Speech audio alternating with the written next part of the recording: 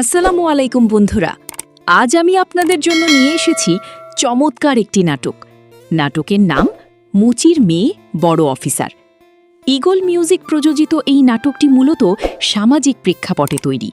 একজন মুচির মেয়ের জীবন সংগ্রাম এবং উচ্চশিক্ষায় শিক্ষিত হয়ে সমাজে প্রতিষ্ঠিত হওয়ার গল্প নিয়ে এই নাটকটি সাজানো হয়েছে।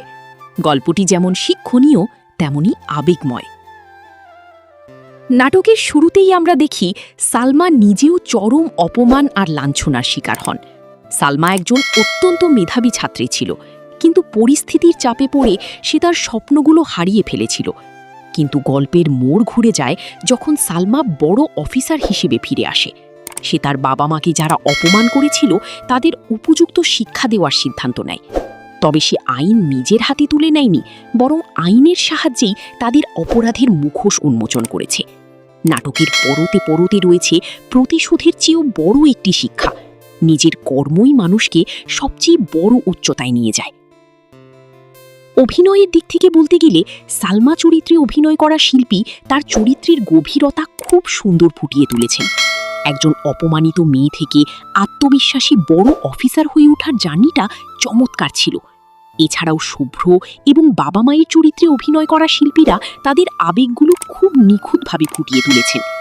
ঈগল মিউজিকের নাটকে সবসময়ই গ্রামের সহজ সরল জীবনযাত্রার প্রতিফলন পাওয়া যায়, যা এই নাটকেও অটুট ছিল।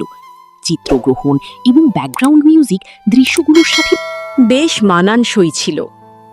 আমার কাছে নাটকের সবচেয়ে ভালো লাগার দিক ছিল সালমার ধৈর্য।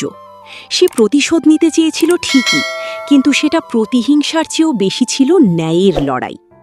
এটি আমাদের শেখায় যে কেউ যদি আমাদের ছোট করার চেষ্টা করে, তবে তার জবাব রাগ দিয়ে নয়, বরং নিজেদের যোগ্যতা এবং সাফল্যের মাধ্যমেই দেওয়া। আপনারা যারা একটু ভিন্নধর্মী এবং শিক্ষণীয় নাটক দেখতে পছন্দ করেন, তাদের জন্য মুচির মেয়ে বড় অফিসার অবশ্যই একটি দেখার মতো নাটক। নাটকটি ঈগল ড্রামা সিরিজের ইউটিউব চ্যানেলে দেখতে পাবেন। আপনাদের কেমন লাগলো নাটকটি তা অবশ্যই কমেন্ট করে জানাবেন। আজকের মতো এখানেই শেষ করছি। দেখা হবে পরের কোনো রিভিউতে। আল্লাহ হাফেজ।